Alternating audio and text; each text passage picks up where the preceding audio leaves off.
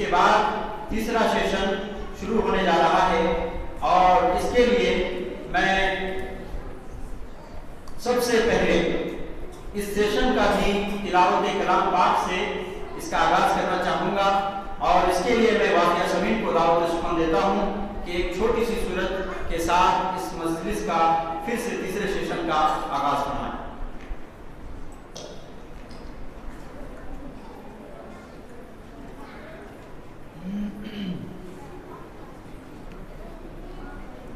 السلام علیکم ورحمۃ اللہ وبرکاتہ۔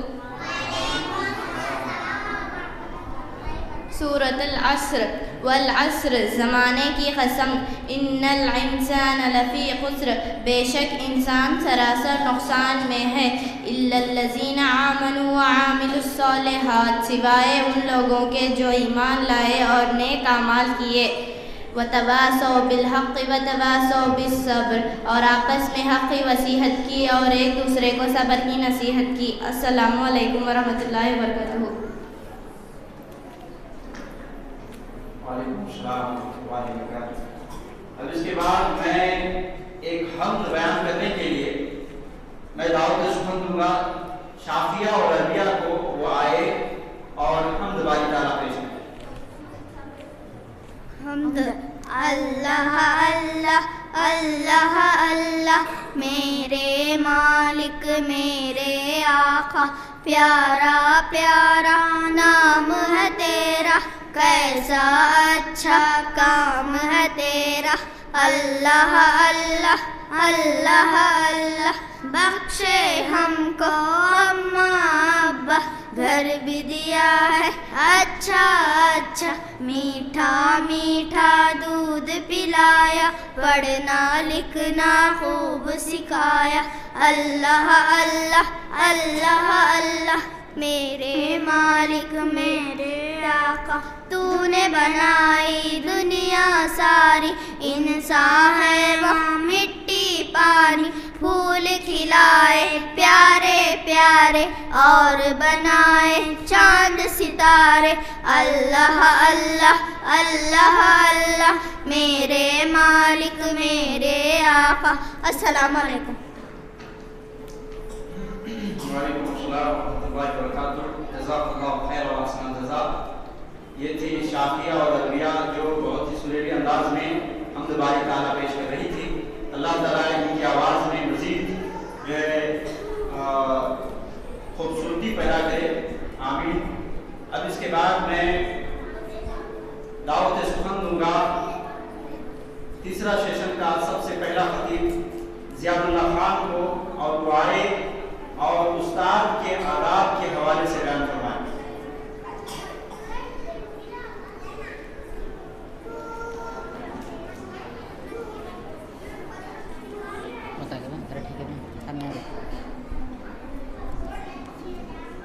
السلام علیکم ورحمۃ اللہ وبرکاتہ۔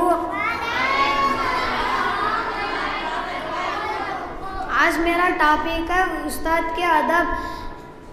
اسلام میں استاد کا بہت بڑا مقام ہے۔ استاد ہمیں لکھنا پڑھنا سکھاتے ہیں اور اچھی اچھی باتیں بتاتے ہیں، ہمارا اخلاق سنوارتے ہیں، بری عادتوں اور بری باتوں سے بچاتے ہیں، ہمیں زندگی گزارنے کا طریقہ بتاتے ہیں۔ استاد کا ادب کرنا چاہیے، استاد کا کہا ماننا چاہیے، استاد سے دعائیں لینا چاہیے۔ اگر کوئی بات سمجھ میں نہ آئے تو استاد سے ادب سے پوچھنا چاہیے۔ جو بچے استاد کا ادب کرتے ہیں ان کو علم دیتا ہے، دنیا میں ان کو عزت عطا کرتا ہے اور ان کا نام روشن کرتا ہے۔ جو بچے استاد کا ادب نہیں کرتے ہیں ان کو علم حاصل نہیں ہوتا، اللہ ان کو ذلیل کر دیتا۔ السلام۔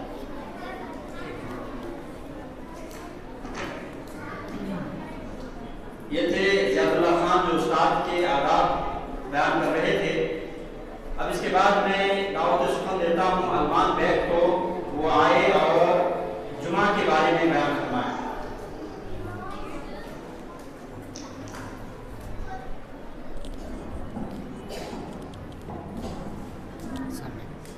السلام علیکم ورحمۃ اللہ وبرکاتہ۔ آج میرا ٹاپک ہے جمعہ کی فضیلت۔ سوال نمبر 1، جمعہ کی فضیلت کیا ہے؟ جواب، جمعہ کا دن تمام دنوں میں افضل ہے۔ حدیث میں ہے کہ سب سے بہترین دن جمعہ کا دن ہے۔ سوال نمبر 2، وہ کون لوگ ہیں جن پر جمعہ فرض ہے؟ جواب، نمبر 1، ہر مسلمان جو عاقل اور بالغ ہو۔ نمبر 2، مقیم و سفر پر نہ ہو۔ نمبر 3، تندرست ہو۔ سوال نمبر 3، وہ کون لوگ ہیں جن پر جمعہ فرض نہیں ہے؟ جواب، نمبر 1، عورت۔ نمبر 2، بچہ۔ نمبر 3، بیمار۔ نمبر 4، غلام۔ نمبر 5، مسافر۔ نمبر 6، پاگل۔ سوال نمبر 4، وہ کون سے کام ہے جو دوران خطبہ منع ہے؟ جواب، نمبر 1، دوران خطبہ بات کرنا۔ نمبر 2، بیکار کام کرنا۔ نمبر 3، کنکریوں سے کھیلنا۔ نمبر 4، سونا۔ نمبر 5، مسجد میں لوگوں کی گردنیں پھلانگنا۔ نمبر 6، کسی دو کو جدا کر کر بیٹھنا۔ نمبر 7، ٹیک لگا کر بیٹھنا۔ سوال نمبر 5، جمعہ کی سنت نمازیں کتنی ہے؟ جواب، جمعہ سے پہلے کوئی سنت مؤکدہ نہیں ہے، نفل جتنی چاہے پڑھ سکتے ہیں، اور جمعہ کے بعد 2 یا 4 رکعت پڑھنا مسنون ہے۔ سلام۔ جزاک اللہ خیر و احسن الجزاء۔ یہ تھے علمان بیگ جو جمعہ کے بارے میں ان کی فضیلت اور دیگر آداب کے تعلق سے بیان کر رہے تھے۔ اللہ رب العالمین مزید ان کے علم و فہم میں بڑھوتری اور برکت عطا فرمائے۔ ایک مہمان کے روپ میں ایک بچہ ہمارے سامنے آئے ہوئے ہیں جو کہ کنچور کے مدرسے میں پڑھتے ہیں اور ان کا نام ہے عبدالکریم۔ ان کو دعوت سخن دیتا ہوں کہ وہ آئے اور تلاوت کلام پاک سے ہم سب کو محسوس فرمائیں۔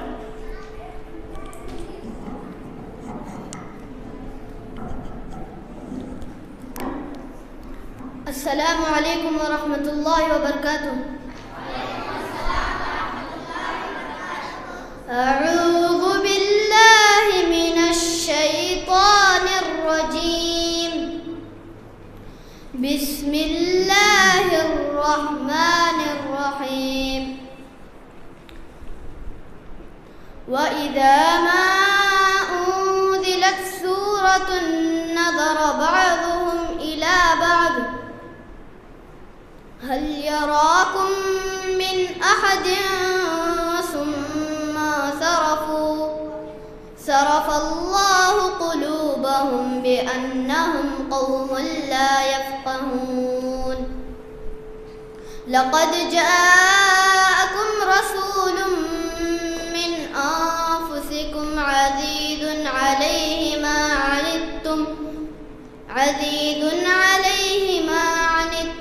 حَرِيصٌ عَلَيْكُمْ بِالْمُؤْمِنِينَ رَءُوفٌ رَحِيمٌ۔ فَإِن تَوَلَّوْا فَقُلْ حَسْبِيَ اللَّهُ لَا إِلَٰهَ إِلَّا هُوَ عَلَيْهِ تَوَكَّلْتُ وَهُوَ رَبُّ الْعَرْشِ الْعَظِيمِ۔ السلام علیکم ورحمۃ اللہ وبرکاتہ۔ وعلیکم السلام۔ جزاک اللہ خیر و احسن الجزاء۔ یہ تھے عبدالکریم جو کنچور کے مدرسے میں یہ تعلیم حاصل کرتے ہیں۔ الحمدللہ بہت اچھی طریقے سے انہوں نے قرآن مجید کی تلاوت فرمائی ہے۔ اللہ رب العالمین ان کو حافظ قرآن اللہ رب العالمین بنائے۔ اب اس کے بعد میں دعوت سخن دیتا ہوں سمرن کو، وہ آئے اور ان کا ٹاپک ہے سچ بولنا۔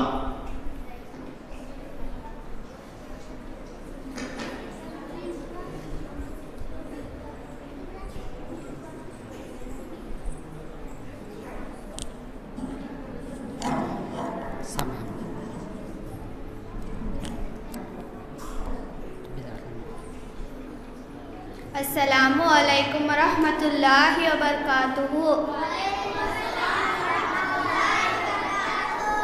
نحمدہ ونصلی علی رسول کریم، اما بعد، اعوذ باللہ من الشیطان الرجیم، بسم اللہ الرحمن الرحیم۔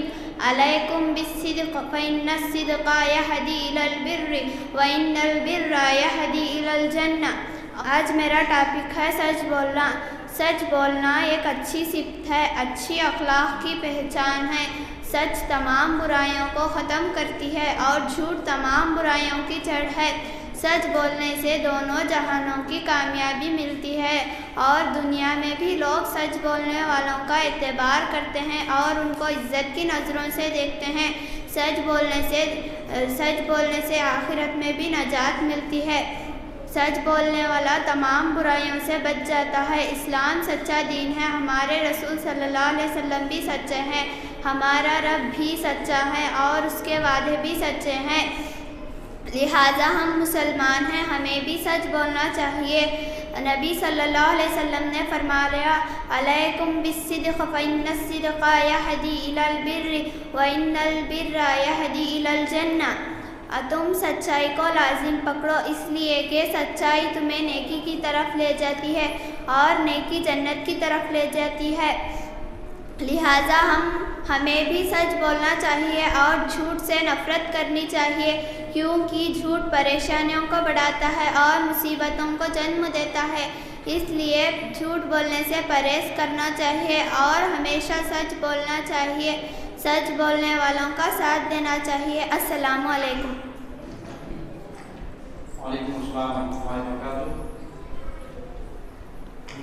یہ تھی سمرن جو سچ بولنے کے اوپر بتا رہی تھی۔ یقیناً ایک مسلمانوں کی زندگی میں ہمیشہ سچائی کے راستے پر چلنا بھی اور سچ بولنا بھی ضروری ہوتا ہے، اور اللہ کے رسول صلی اللہ علیہ وسلم نے اس طرف ہمیں خوب رہنمائی فرمائی ہے۔ یہی ساری باتیں سمرن ہمیں بتا رہی تھی، لہذا ہم سب کو اللہ رب العالمین ان کی باتوں پر عمل کرنے کی توفیق عطا فرمائے۔ اب اس کے بعد میں دعوت سخن دیتا ہوں عافیہ سمین اور ہنا کوثر کو سیرت رسول صلی اللہ علیہ وسلم کے سوال و جواب پیش کرنے کے لیے کہ وہ آئیں اور سیرت رسول صلی اللہ علیہ وسلم کے سوال و جواب پیش کریں۔ السلام علیکم ورحمۃ اللہ وبرکاتہ۔ وعلیکم السلام ورحمۃ اللہ وبرکاتہ۔ آج میں کچھ سوال پوچھ سکتی ہوں سیرت رسول کے بارے میں؟ ہاں پوچھیے۔ منافقین کون ہیں؟ منافقین وہ لوگ ہیں جو زبان سے ایمان کا اقرار کیا لیکن دلوں میں اپنے کفر کو چھپا کر رکھا۔ منافقین کا رئیس کون تھا؟ منافقین کا رئیس عبداللہ بن ابی بن سلول تھا۔ منافقین کا کام کیا تھا؟ منافقین مسلمانوں کے ساتھ مل کر رہتے تھے اور ان کے رازوں کو یہودیوں اور مشرکوں تک پہنچاتے تھے۔ یہودیوں کے عالموں میں سب سے پہلے اسلام کس نے قبول کیا؟ یہودیوں کے عالموں میں سب سے پہلے اسلام عبداللہ بن سلام رضی اللہ عنہ نے اسلام قبول کیا۔ ہجرت کے دوسرے سال کون کون سی چیزیں فرض ہوئی؟ ہجرت کے دوسرے سال زکوٰۃ اور رمضان کے روزے فرض ہوئے۔ اسلام کی سب سے پہلی جنگ کون سی ہے اور کب ہوئی؟ اسلام کی سب سے پہلی جنگ غزوہ بدر ہے جو ہجرت کے دوسرے سال بدر کے میدان میں پیش آئی۔ جنگ بدر میں مسلمانوں اور مشرکین کی تعداد کتنی تھی؟ جنگ بدر میں مسلمانوں کی تعداد 313 اور کافروں کی تعداد 1000 تھی۔ جنگ بدر میں کتنے مسلمان شہید ہوئے اور کتنے مشرکین مارے گئے؟ جنگ بدر میں 70 مشرکین مارے گئے اور 70 قیدی بنا لیے گئے اور کل 14 مسلمان شہید ہوئے۔ اللہ نے جنگ بدر میں مسلمانوں کی مدد کس طرح کی؟ اللہ نے 1000 فرشتوں کے ذریعے مسلمانوں کی مدد کی۔ جنگ احد میں کامیابی کسے ملی؟ جنگ احد میں مسلمانوں کو کامیابی ملی۔ جنگ احد کا واقعہ کب پیش آیا؟ جنگ بدر کے 1 سال بعد یعنی 11 شوال 3 ہجری ہفتے کے دن جنگ احد پیش آئی۔ جنگ احد کیوں واقع ہوئی؟ جنگ بدر میں یہودیوں کو جنگ بدر میں مشرکین کو شکست کا سامنا کرنا پڑا، اس لیے انہوں نے مسلمانوں سے بدلہ لینے کے لیے جنگ کا فیصلہ کرنا پڑا۔ جنگ احد میں مسلمانوں اور مشرکین کی تعداد کتنی تھی؟ جنگ احد میں مسلمانوں کی تعداد پہلے 1000 تھی، پھر منافقین کا سردار اپنے 300 آدمیوں کو لے کر مدینہ واپس چلا آیا، جس کی وجہ سے مسلمانوں کی تعداد 700 رہ گئی اور کافروں کی تعداد 3000 تھی۔ جنگ احد میں کتنے مشرکین مارے گئے اور کتنے مسلمان شہید ہوئے؟ جنگ احد میں مسلمان شہید ہونے والے 70 تھے اور قتل ہونے والے مشرکین 22 تھے۔ جنگ احد میں کامیابی کسے ملی؟ جنگ جنگ احد میں پہلے مسلمانوں کو کامیابی ملی، پھر رسول صلی اللہ علیہ وسلم کی ایک نافرمانی کی وجہ سے مسلمانوں کو ناکامی ملی۔ جنگ احد سے مسلمانوں کو کیا سبق ملتا ہے؟ جنگ احد سے ہم مسلمانوں کو رسول صلی اللہ علیہ وسلم کی اطاعت و فرما برداری کی اہمیت معلوم ہوتی ہے، اور رسول صلی اللہ علیہ وسلم کی اطاعت و فرما برداری کی اہمیت معلوم ہوتی ہے، اور یہ سبق ملتا ہے کہ رسول صلی اللہ علیہ وسلم کی ایک نافرمانی کا انجام دنیا و آخرت میں ناکامی ہے۔ السلام علیکم۔ وعلیکم السلام۔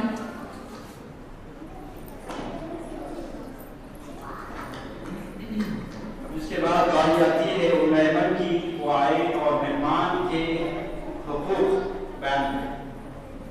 السلام علیکم ورحمۃ اللہ وبرکاتہ۔ الحمد للہ وقفا وسلام علی عباد الذین اصطفیٰ، اما بعد، اعوذ باللہ من الشیطان الرجیم، بسم اللہ الرحمن الرحیم۔ فاتح کل ذی حق حق۔ آج میرا ٹاپک ہے مہمانوں کے حقوق۔ مہمان نوازی مذہب اسلام کی خاصیت ہے، اور مہمان کی عزت و احترام کرنا وہ کاملہ کی نشانی بتائی گئی ہے۔ سب سے پہلے مہمان نوازی ابراہیم علیہ السلام نے کی تھی۔ مہمان کو چاہیے کہ وہ اپنے ضیافت میں نیک لوگوں کو بلائے، غریبوں کو چھوڑ کر صرف مالداروں کو مہمان نہیں بنانا چاہیے، کیونکہ نبی صلی اللہ علیہ وسلم نے فرمایا سب سے بری دعوت وہ ہے جس میں صرف مالداروں کو بلایا جاتا ہے اور غریبوں کو چھوڑ دیا جاتا ہے۔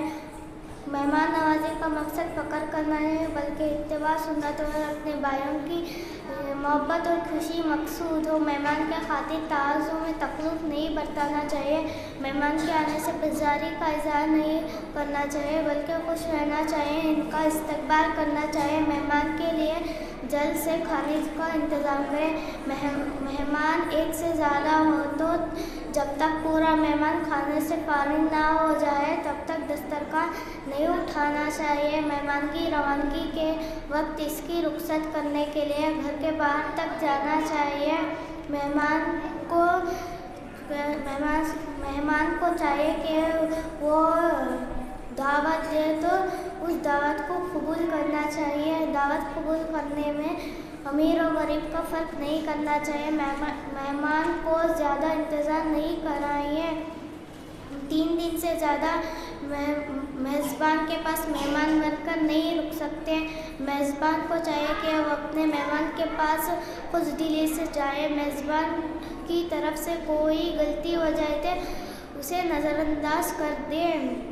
مہمان کی اجازت کے بغیر کسی کو شرک نہیں بنانا چاہیے۔ کھانے کے بعد میزبان کے حق میں دعا کرنا چاہیے۔ جزاک اللہ خیر و احسن الجزاء۔ یہ تھی مہمانوں کے حقوق کے تعلق سے بیان فرما رہی تھی۔ ہمارے گھروں میں مہمان آتے ہیں، ان کے کیا کچھ اسلام میں حقوق بتلائے گئے ہیں، ان تمام حقوق کو انہوں نے بیان کیا ہے۔ لہذا ہم میں سے ہر شخص کو اپنے مہمانوں کی میزبانی کرنے اور خوب عزت اور تقریم کرنے کی اللہ رب العالمین توفیق دے۔ اب اس کے بعد میں دعوت سخن دیتا ہوں معاذ اللہ خان کو، وہ آئے اور نماز کی اہمیت کے تعلق سے بیان فرمائیں کہ نماز کی کتنی بڑی اہمیت ہے۔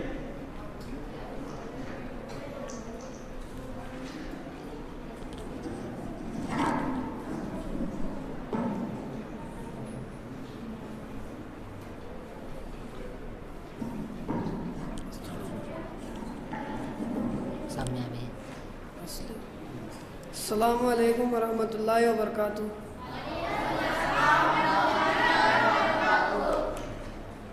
الحمدللہ والصلاۃ والسلام علی رسول اللہ، اما بعد، اعوذ باللہ من الشیطان الرجیم، بسم اللہ الرحمن الرحیم۔ آج میرا ٹاپک ہے نماز کی اہمیت۔ اللہ کو محبوب ماننے کے بعد جو کام ایک مسلمان پر انجام دینا ضروری ہے وہ نماز ہے۔ نماز مسلمان اور کافر کے درمیان فرق کرنے والی چیز ہے۔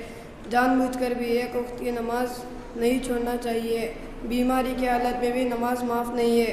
اگر کھڑے ہو کر نہ پڑھ سکتے ہو تو بیٹھ کر پڑھے، اگر بیٹھ کر بھی نہ پڑھ سکتے ہو تو لیٹ اشارے سے پڑھے۔ نماز کی بڑی فضیلت ہے۔ نماز پڑھنے سے چھوٹے چھوٹے گناہ معاف ہو جاتے ہیں۔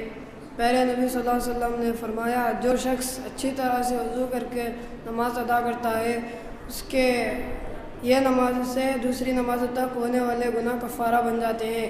نماز کی بڑی اہمیت ہے۔ قیامت کے دن سب سے پہلے نماز کا حساب کیا جائے گا۔ جو نماز کے معاملے میں کامیاب ہوگا اور وہ دوسرے معاملات میں بھی کامیاب ہوگا۔ جو نماز کے معاملے میں ناکامیاب ہوگا دوسرے معاملات میں بھی ناکامیاب ہوگا۔ بچپن ہی سے نماز کی پابندی کرنا چاہیے۔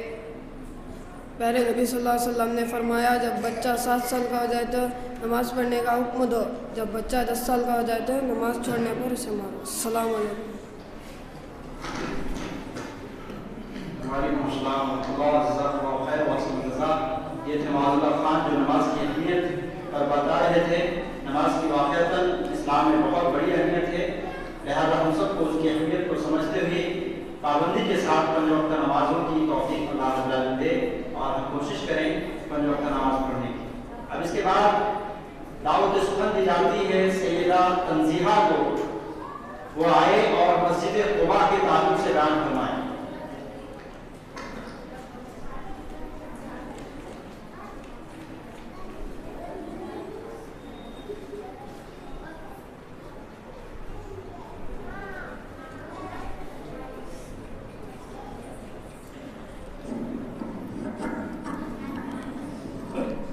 السلام علیکم ورحمۃ اللہ وبرکاتہ۔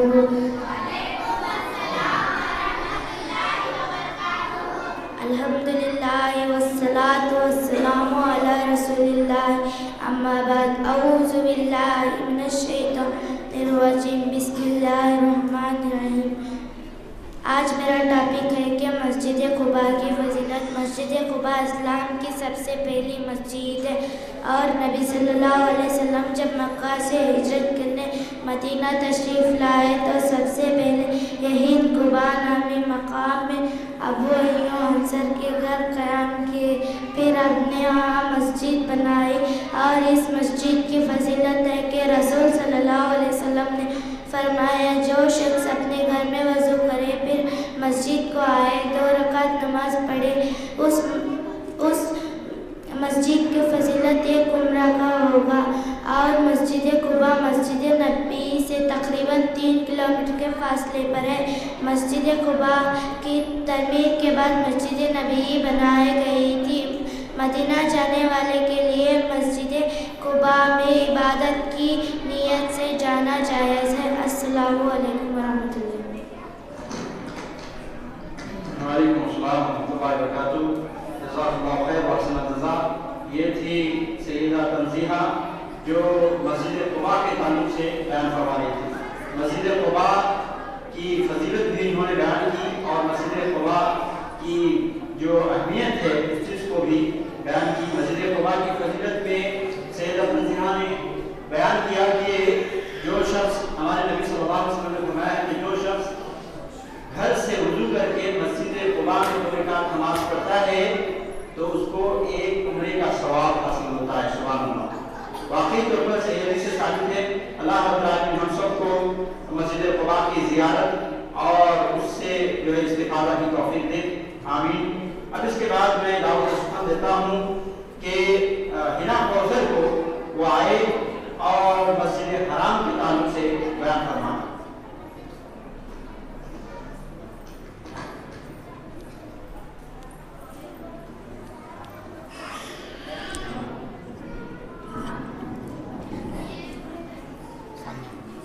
السلام علیکم ورحمۃ اللہ وبرکاتہ۔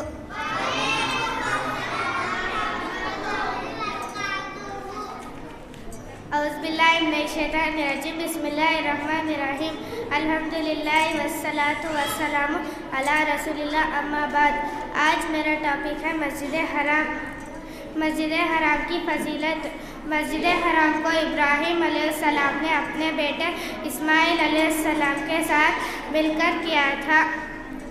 مسجد حرام میں 1 نماز کا ثواب 1,00,000 نماز کے برابر ہے۔ مسجد حرام میں موجود کعبۃ اللہ سارے دنیا کے مسلمانوں کے لیے قبلہ ہے۔ مسجد حرم کی طرف ثواب کی نیت سے صرف 3 مسجدوں کا سفر کرنا جائز ہے۔ نمبر 1 مسجد حرم، نمبر 2 مسجد نبوی، نمبر 3 مسجد اقصی۔ مسجد حرم میں موجود کعبۃ اللہ وہ چاکور عمارت ہے جس کا ہر حاجی اور عمرہ کرنے والا باوضو طواف کرتا ہے۔ مسجد حرم کی تعمیر، مسجد حرم کو آدم علیہ السلام نے کی تھی، اس کے بعد البات و طوفان و نوح کے بعد اس کو ابراہیم علیہ السلام نے اپنے بیٹے اسماعیل علیہ السلام کے ساتھ کی تھی۔ مسجد حرم سعودی عربیہ شہر میں واقع ہے اور ایک کعبۃ اللہ پوری دنیا کے مرکز اور درمیان کا علاقہ ہے۔ اللہ تعالیٰ نے فرمایا، ہم نے آپ کی طرف عربی قرآن کی وحی کی ہے تو آپ اپنے مکہ والوں کو اور اس کے آس پاس کے لوگوں کو خبردار کر دیں، اور جمع ہونے کے دن جس کے آنے سے کوئی شک نہیں ہوگا، ایک روح جنت میں ہوگا اور ایک روح جہنم میں ہوگا۔ السلام علیکم۔ وعلیکم السلام ورحمۃ اللہ وبرکاتہ۔ جزاک اللہ خیر و یہ تھی ہینا کوثر جو مسجد حرام کے تعلق سے بیان فرما رہی تھی، مسجد حرام کی فضیلتیں اور مسجد حرام کے آداب و مسائل کے تعلق سے۔ اب اس کے بعد مسجد نبوی صلی اللہ علیہ وسلم جو کہ مدینے کے اندر موجود ہے، سید لقمان کو دعوت سخن دیتا ہوں کہ وہ آئے اور مسجد نبوی صلی اللہ علیہ وسلم کے تعلق سے بیان فرمائے۔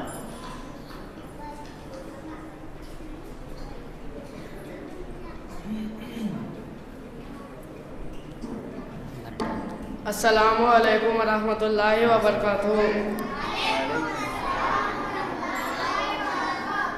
الحمدللہ والصلاة والسلام علی رسول اللہ، اما بعد۔ آج میرا ٹاپک ہے مسجد نبی۔ مسجد حرام کے بعد دنیا کی سب سے اہم مسجد مسجد نبی ہے، جس کی بنیاد محمد صلی اللہ علیہ وسلم نے رکھی۔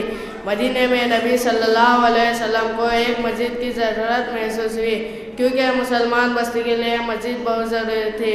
مدینے میں 2 یتیم بچوں کے پاس ایک زمین تھی۔ نبی صلی اللہ علیہ وسلم نے اس جگہ کو مسجد کے لیے پسند فرمایا۔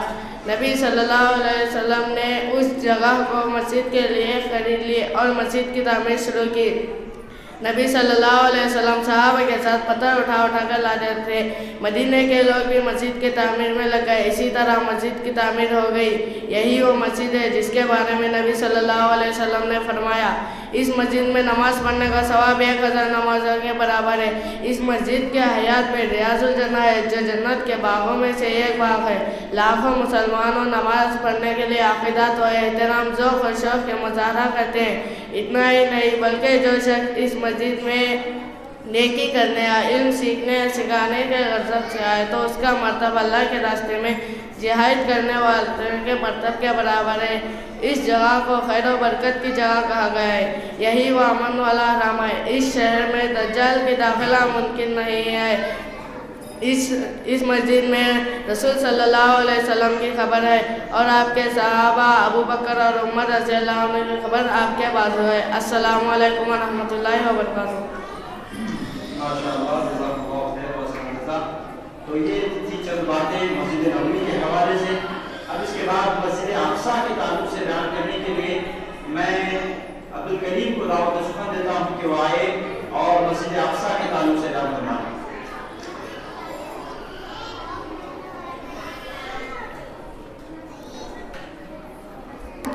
السلام علیکم ورحمۃ اللہ وبرکاتہ۔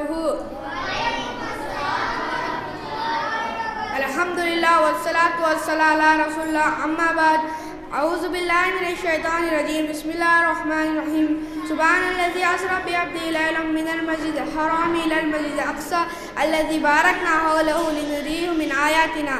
آج میرا ٹاپک ہے مسجد اقصی۔ یہ مسجد بابرکت والی زمین یعنی فلسطین کے شہر یروشلم میں واقع ہے، جو مکہ مکرمہ سے 1300 کلومیٹر پر واقع ہے۔ اس زمین پر سب سے پہلے ابراہیم و لوط علیہ السلام نے ہجرت کی۔ ان کے تقریباً 600 سال بعد اللہ نے بنی اسرائیل کو فرعون کی غلامی سے آزاد کر کے اس بابرکت زمین میں جگہ دی۔ پھر مسجد 250 سال بعد داؤد و سلیمان علیہ السلام کو بادشاہت عطا ہوئی اور اسی مسجد میں نبی صلی اللہ علیہ وسلم نے 1,24,000 انبیاء کرام کی امامت کی۔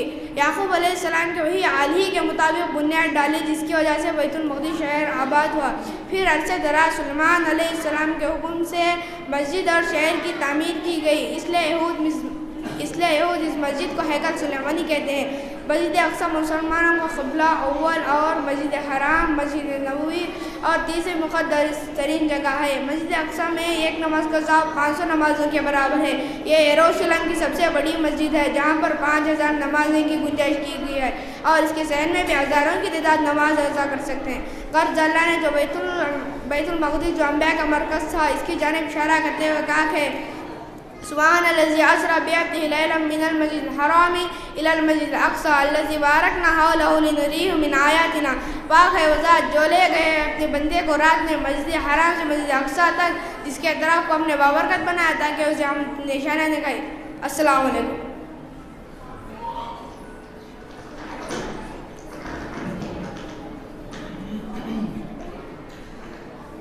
तो मस्जिद के ताल्लुक से 4 टॉपिक बयान किए गए, मस्जिद कुबा, मस्जिद हराम, मस्जिद नबवी और मस्जिद अक़सा। इन मसाजिद की फजीलत भी हदीस से साबित है, और जैसे कि आपने इन बच्चों की ज़ुबानी आपने सुना कि इनकी हकीकत कहाँ क्या है और ये मस्जिद कहाँ वाक़ हैं और इन मसाजिद की क्या फजीलत है। अब आखिर में 2 मुख़ल्लिफ़, एक खतीबा और एक खतीब बचे हुए हैं। मैं चाहता हूँ कि 8 लाइन मैं नाते रसूल सल्लल्लाहु अलैहि वसल्लम आप लोगों को पढ़ के सुनाऊं, उसके बाद फिर आखिरी में उन 2 बच्चों के खिताब को सुनेंगे इंशाअल्लाह। मुस्तफ़ा मुस्तफ़ा मुस्तफ़ा मुस्तफ़ा मुस्तफ़ा मुस्तफ़ा, जिसको रब ने बनाया है सबसे हसीन, जिस पे नाजिल हुआ है कलामे मुबीन, जिसको रब ने बनाया है सबसे हसीन, जिस पे नाजिल हुआ है कलामे मुबीन, जिसको दुश्मन भी कहते थे सादिक अमीन, जिसको दुश्मन भी कहते थे सादिक अमीन, कौन है ओ मेरे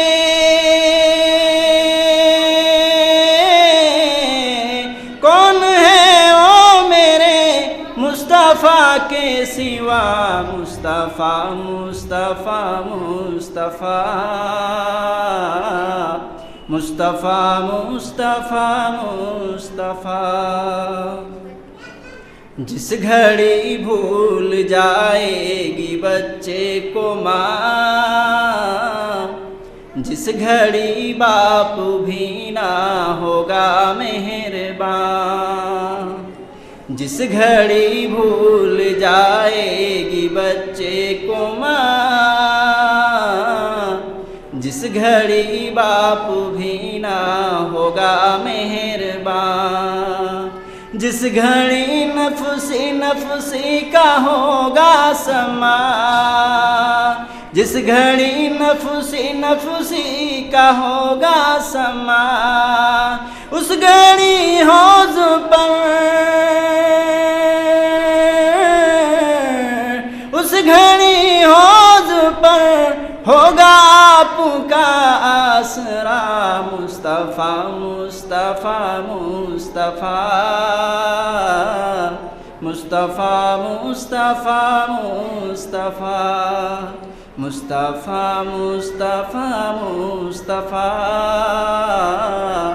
मुस्तफ़ा मुस्तफ़ा मुस्तफ़ा।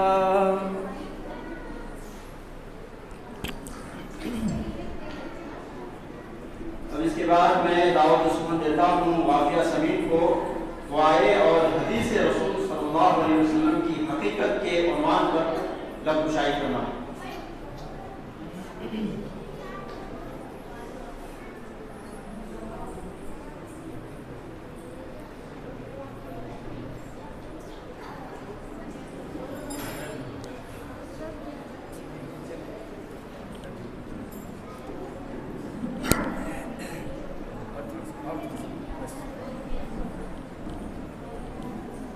السلام علیکم ورحمۃ اللہ وبرکاتہ۔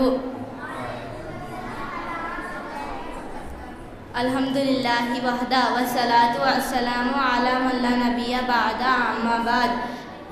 آج میرا ٹاپک ہے حدیث رسول صلی اللہ علیہ وسلم کی حقیقت۔ نبی صلی اللہ علیہ وسلم کی کہی ہوئی باتوں اور آپ کے کیے ہوئے کاموں کو حدیث رسول کہا جاتا ہے۔ دین اسلام کا سارا دار و مدار قرآن مجید اور رسول صلی اللہ علیہ وسلم پر اتارنے والے وحی پر قائم و دائم ہے۔ قرآن مجید اور سنت رسول صلی اللہ علیہ وسلم ایک دوسرے سے الگ نہیں ہو سکتے ہیں۔ قرآنی آیات مبارکہ کو سمجھنا اور اس میں موجود احکامات پر عمل کرنے کے لیے سنن اور حدیث سمجھنا بے حد ضروری ہے۔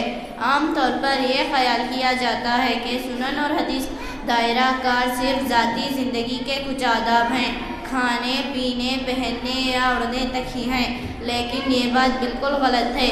سنن اور حدیث کا دائرہ کار انسان کی ذاتی زندگی سے لے کر اجتماعی معاملات پر محیط ہے، جن میں معاشرت، تجارت، زراعت، خلافت، تعزیرت، قانون اور سیاست وغیرہ چیزیں شامل ہیں۔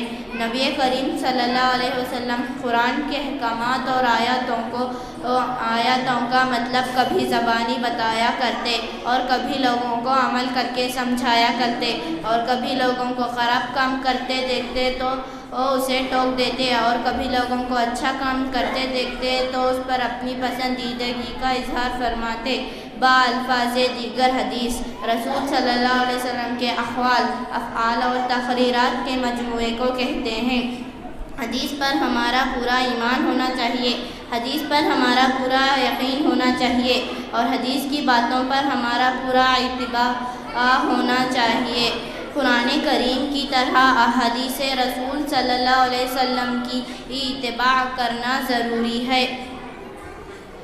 حدیث کی سب سے زیادہ معتبر اور صحیح کتاب کا نام صحیح بخاری ہے، اور اس کے بعد صحیح مسلم ہے۔ ان دو کتابوں کے علاوہ اور بھی کئی حدیث کی کتابیں ہیں، جیسے ابو داؤد، ترمذی، نسائی، ابن ماجہ وغیرہ۔ ان 6 کتابوں کو کتب ستہ بھی کہتے ہیں۔ السلام علیکم ورحمۃ اللہ وبرکاتہ۔ اس کے بعد اس سیشن کے آخری خطیب عبد القدیر ہیں، اور ان کا ٹاپک ہے لقمان علیہ السلام کی اپنے بیٹے کو کچھ نصیحتیں۔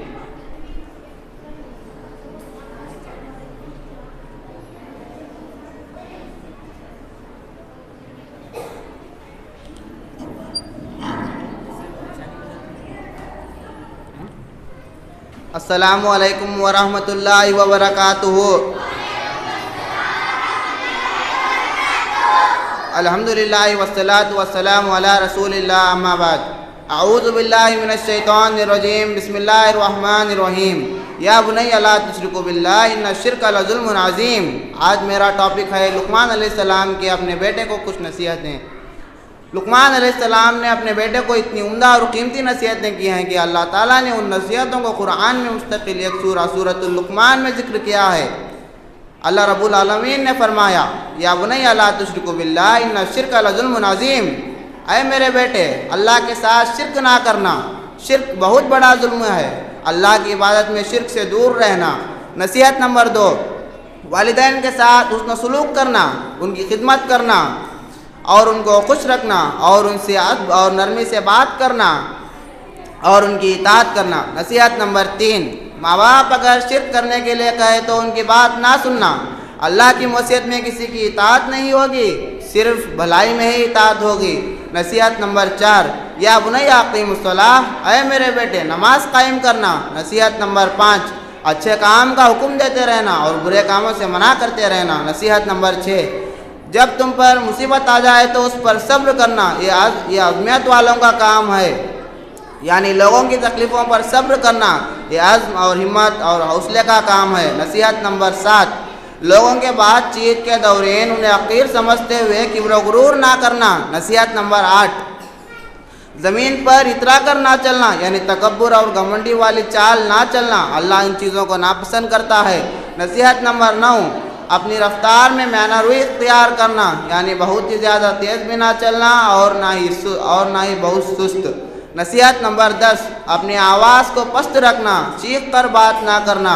सबसे बुरी आवाज़ गधे की आवाज़ होती है। अस्सलामु अलैकुम व रहमतुल्लाहि व बरकातुहू।